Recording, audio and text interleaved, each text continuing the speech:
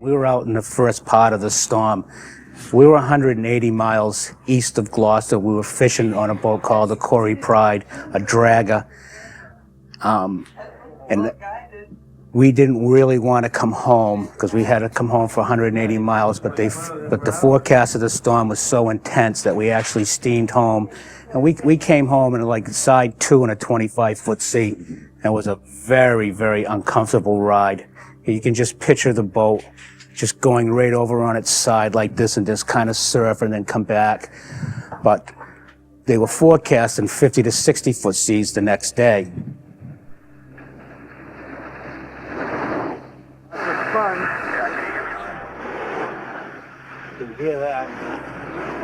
I think flashing in front of the lens is the lens cover. Looking out the back of the wheelhouse.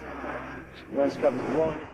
I've seen big storms, but nothing like the perfect storm. I've never been out, and I've seen it hit Gloucester. When it came to Gloucester, it was the most devastating storm that I seen. And my father, who just recently passed away, was 85. He'd never seen anything in his lifetime being here.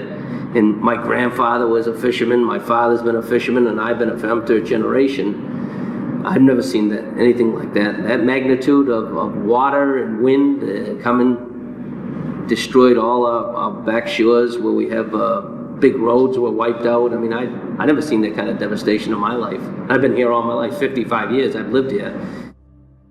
The fishing boats go in and out of here past the house from the inner harbor in the city.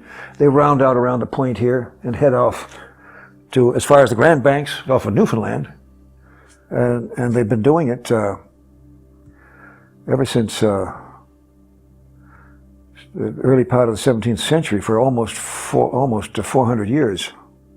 In Marblehead, particularly where the fishing really started, when these fishermen here saw the conditions here, went back to England and reported on what it was, they scared the death out of the people over there. Boy, we don't let us near that place, you know. It was so tough.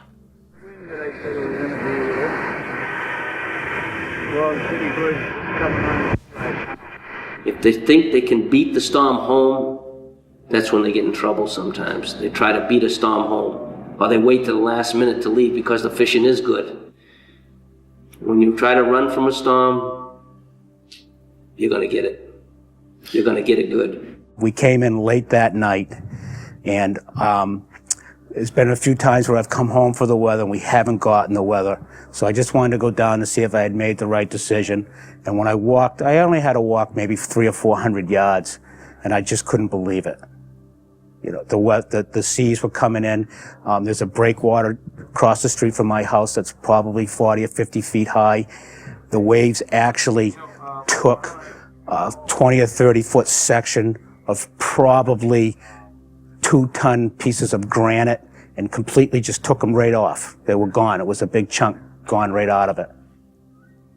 And then we rode around for a little while, came into Gloucester, went along the shore road, and the devastation was just unbelievable.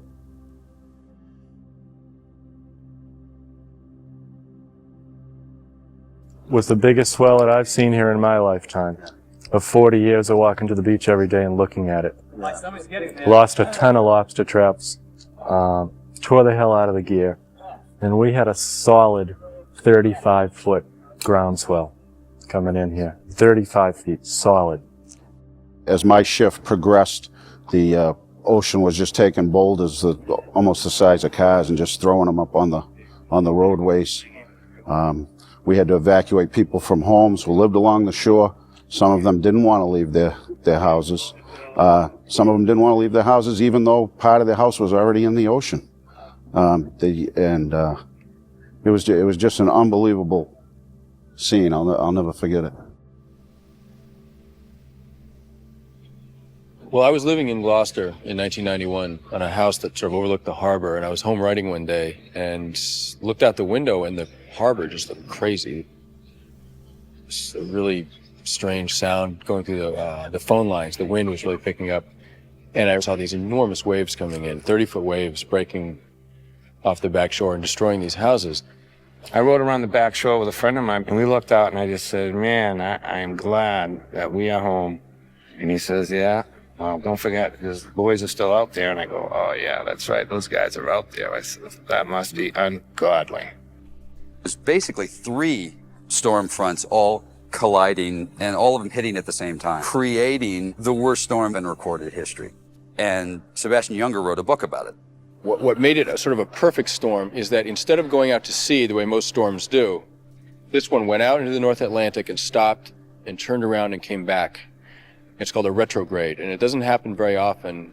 It blew in the same place for 4 days. So the waves just got bigger and bigger, and by the end of the storm, they were over 100 feet. They're monster seas, some of the biggest seas I've ever seen.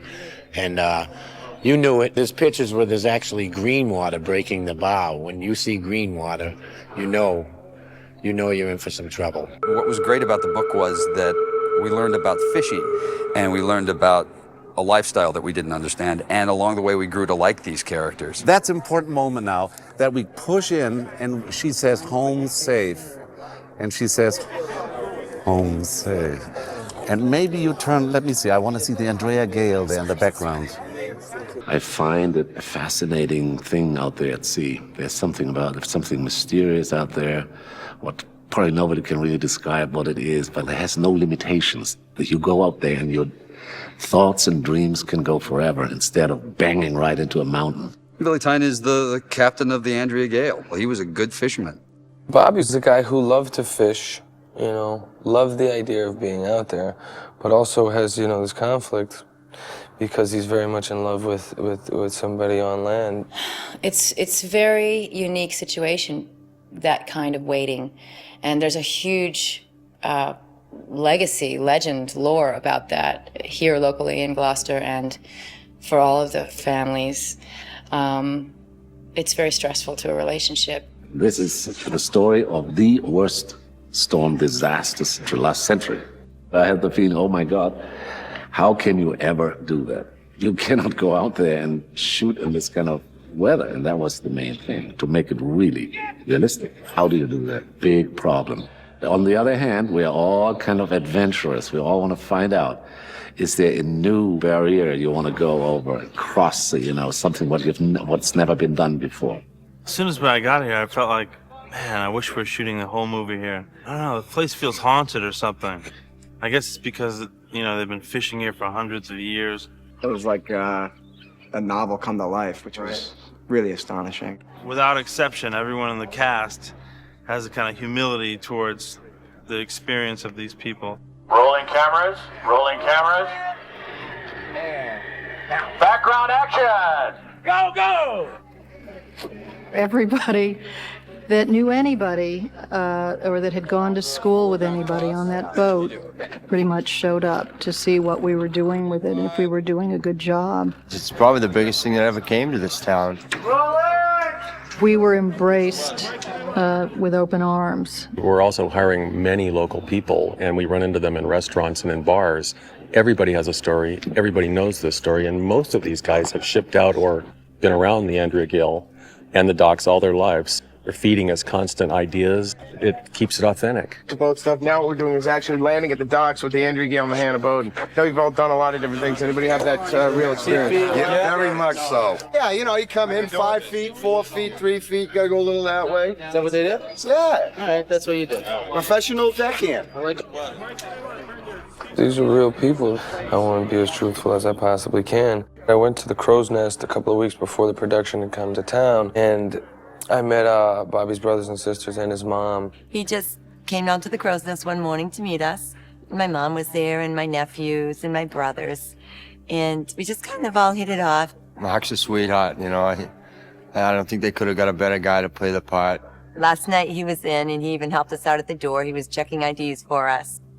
They'd come in and they said, "Where's Mark Wahlberg?" Like, he just checked your ID at the door. A lot of guys I hung out with were friends of Billy Tyne's, and they said, let me tell you some things about Billy. And they were great sort of insight in not as much about the man as about the character of the men who do that. He was a focused captain. He was very intense, hardworking man, as were the members of his crew, or they wouldn't have had the Andrea Gale to run in the first place. Nice to meet you. I've been waiting for an hour. So when's she coming out of there? Linda Greenlaw is the only female sword boat captain. And on a sword boat, there are only 6 crew members, including the captain, and you go out for a month at a time. You'd be gone 30 days, 35, 40 days, whatever. You're home for a couple days and you're gone again, so there really isn't any life. It's like a love-hate relationship. You can't get away. It calls you back. You get off the boat, you say, I'm never gonna go fishing on this boat again. Oh, that trip was terrible. You wind up down on the dock a day later. You gotta come back. Funny because here they are, the local people, you know, having George sightings. How are you? Come in. So they're starstruck, but we're really starstruck with them because it's their real life and they're the real heroes and heroines and the unsung song in a way. It was late at night, like 12 o'clock, end of the day. We were hanging out, drinking beer, playing pool. A few fishermen were still hanging around there. One guy figured out that I'm the director of Perfect Storm, the movie, and he wobbled over to me and took my hand and said, "Make it real." So here we're just testing a couple of the different aspects of the swordfish that we're going to do for the film. Here, this is a guy who's just got caught. He's going to be thrashing like crazy as they're working him to the boat. And then after that, we'll unhook them and we'll actually gaff them, which is how they land them onto the deck. This is simulating the edge of the boat right here. You know, you're basically fighting a 600-pound fish with 3 or 4 guys, and it's not an easy thing to do. And we are exhausted. So you're filming this, it looks like movie magic, it's real magic. We are tired, it's like, man, I can't believe this. Get the game! The basic reality of going to sea for a month is the same as it was, 100 years ago. You're way beyond help from anyone else. You're on your own. It's life and death. What's at risk here is people living or dying, people going down. And I think that pretty much runs throughout the core of the film. The Coast Guard and the parajumpers, the level of risk that they're always at in making decisions to rescue somebody. They're also making decisions about their own life. They had to survive out in this water for 5-6 hours. The guys that do this for real, the real pararescue jumpers, the real pilots, we were fortunate enough to meet a lot of them. They've helped us out a lot. They've told us stories, they've, briefed us, they've told us, we get to go to real pilots and real PJs and ask, what would you be thinking right now? What would you be doing if, you were going out? Would you be excited? When do you get scared? Rolling cameras, action! Go! Warner Bros. Built the biggest inside the stage tank that exists in the world now. They built it for Perfect Storm. It's huge. We had the entire 72-foot Andrea Gale in there. What's already a pretty scary idea, to come on and say, could you build a tank for me? It's not an easy phone call. If we get the most elaborate big gimbal that could carry an entire boat, then we have a key in our hand to make all these big storm sequences work.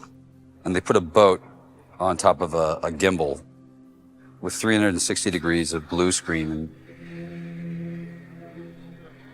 The first time I walked on the stage, and I kind of just looked, and it was just so big. They're reinventing the wheel with the special effects on this movie. Yeah, let's put it this way. We're in a soundstage 16 in Warner Brothers, and I got my wristbands, I got my Dramamine. Make sure now with everything that we get an extreme kind of angle as much as we can. We got all these cameras, every shot is 4 or 5 cameras.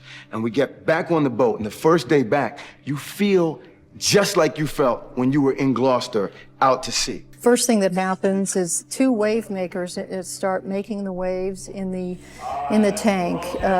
Pretty big chop gets going in that tank, and then the boat starts rocking on the gimbal, dipping and rolling. Once that's going pretty good, the rain starts. Go ahead, we'll raise the hull to starting position, please. And crane ship motion, rolling cameras, and action! The cameras are swinging around as the boat is going in different directions, and the waves are going, and the dump tank's crashing, and the cannons are shooting, and it was a symphony. And Wolfgang was the conductor. It's such a rough, tough way of making a movie. I like to work with actors very closely, and here, of course, we were in that weird situation that we were sitting in a control room, and you remember with all these monitors there and all these camera operators, and they had these long crane cameras. And if I really wanted to talk to an actor, not like just yelling action or so, very often you just want to look at their eyes and really talk to them. I had to get to the tank with a boat, climb on board to talk to these actors. You know? When the dump tank comes down, you can go down like this. It's all a little chaotic because we don't know exactly what happens. That's an underwater camera, right? Yeah. Because you get a lot of water. The crew, they don't want any more. They want to go home. And I want to feel that here. I told Wolfgang, you know, before I had seen what was going to happen, that I would do anything he wanted me to do, and not to worry, you know, I can handle anything. And of course, I put my foot in my mouth.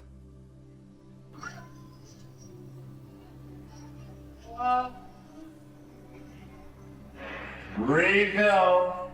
Reset. We're standing on the deck there. There's a reason I'm wearing this wetsuit, because we get wet. There were a lot of times I would rather quit and never work again, and I'm going home, see you later. Like I told you earlier, there were a couple of times where I started crying in the middle of a take. And Wolfgang was like, wow, that is so great. And I was like, yeah, it wasn't an accident.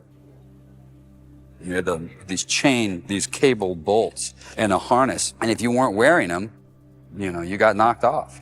We actually did it to your camera guy a couple of times. We told him to stand over there. Gimbal. Action.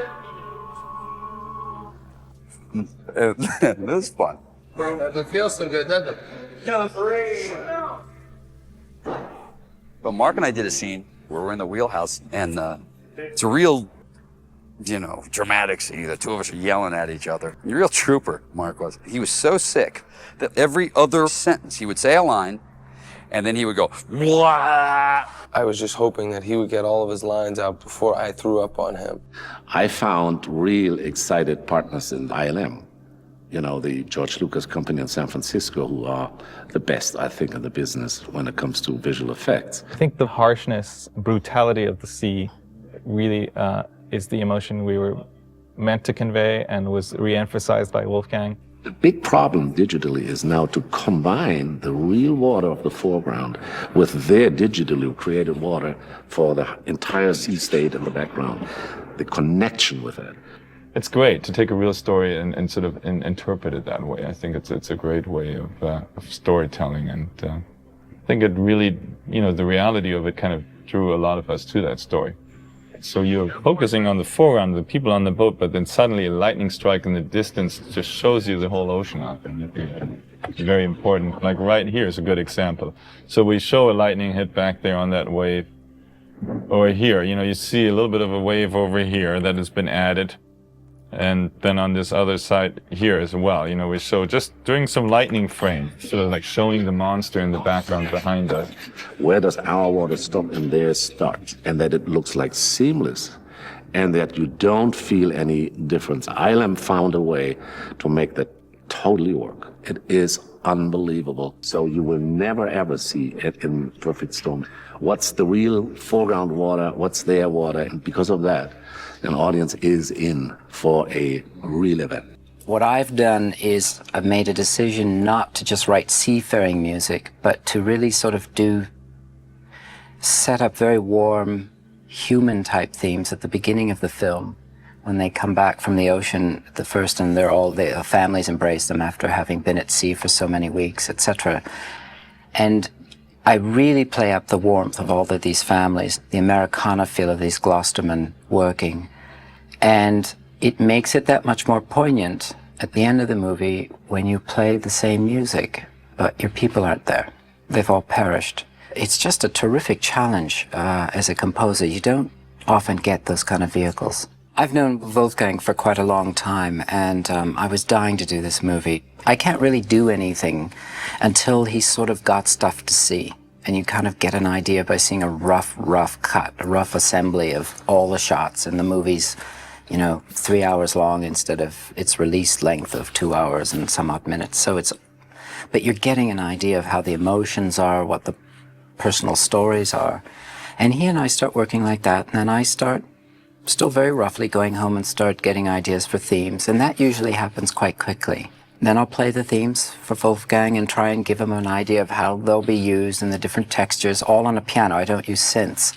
Then we look at a relatively finished edit, and we time the sequences. We go through the whole movie, beginning to end, reel by reel, over a couple of days, and decide where the music's going to start, where it's going to stop, what it's supposed to do, what he'd like to see it do, what I'd like to see it do. And I usually get about 6-7 weeks to write the score, more or less. And then I show up here. Cellos, if you can give me just a little bit more volume, basses as well, against the violas. 63. 1, 2, 3. We rehearse the cues, as they're called, the pieces of music, and sometimes my pieces of music tend to be very, very long. And we do it section by section, and then we project it. And then I conduct the orchestra while we're recording, watching the projection in the back.